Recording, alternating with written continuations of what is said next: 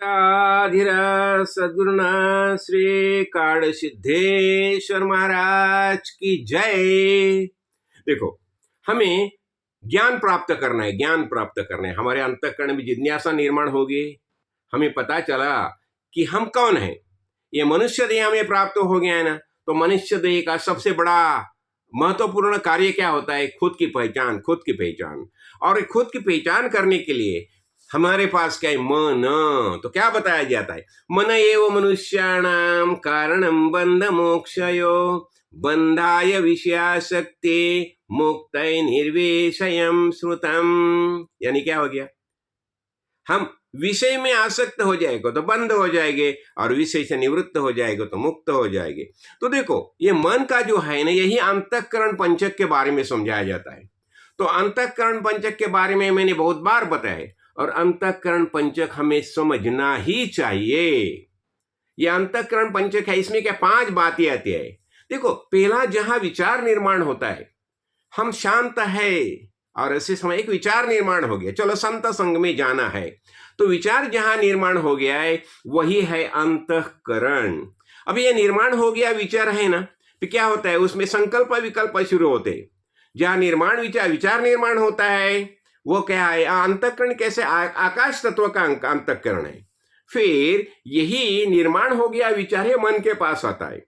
फिर मन में संकल्प विकल्पात्मक बुद्धि निर्माण होती है। स्थिति ऐसी स्थिति होती है कि जाना या नहीं जाना, जाना नहीं जाना, यानी संकल्प विकल्प, संकल्प विकल्प, या करेंगे या नहीं करेंगे, ये बात जहां निर्माण होती है यही मन है, मन।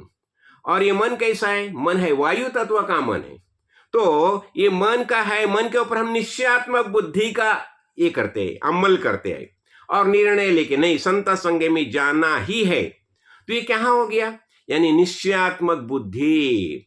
यानी अंतःकरण के बाद क्या आ गया? मन आ गया। मन के बाद आ गया क्या? निश्चयात्मक बुद्धि आ गई। और ये निश्चयात्मक बुद्धि कैसी है? ये तेज तत्व के, तेज तत्व, तेज तत्व की बुद्धि है। फिर बुद्धि ने निर्णय ये लिया क्या? संत संग में जाना है। तो ये क्या हो गया? बुद्धि हो गया। अभी ये चिंतन शुरू हो गया। ये चिंतन कहाँ शुरू होता है? चित्त में, चित्त में। और ये चित्त कैसा है? चित्त है जल तत्व का। और चिंतन क्या शुरू हो गया? मुझे संत संग में जाना है, मुझे संत संग में जाना है। ये चिंतन कहाँ शुरू हो गया? चित्त में चिंतन शुरू हो गया। तो ये चित्त जो है ना, ये चित्त के बारे में क्या बताया जाता है? तो चित्त में हमने बहुत कुछ बातें ये करके रखी, इकट्ठा करके रखी है, इकट्ठा करके रखी है।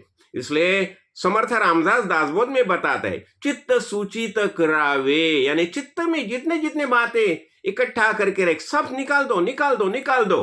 और फिर क्या होता है? ये चित्त है। तो चित्त में चिंतन होता है, चिंतन होता है। तो हमें चिंतन किसका करना है? मैं आत्मा हूं, यही हमारा चिंतन होना चाहिए। अब ये चिंतन शुरू हो गया क्या? संत संग में जाना है। और फिर हम संत संग में आए, फिर ये हो गया अहंकार। देखो, ये क्या 5 बातें हमने समझ ली ना। ये क्या? अंतःकरण, उसके बाद मन, उसके बाद निश्चयात्मक बुद्धि, उसके बाद चित्त और अहंकार। ये 5 बातें हैं। इसे अंतःकरण पंचक करके बताया जाता है। और ये 5 बातें का ज्ञान हमें होना ही चाहिए। इससे हमें मन का पता चलता है। राजाधिराज सद्गुरुनाथ श्री काड़ सिद्धेश्वर महाराज की जय।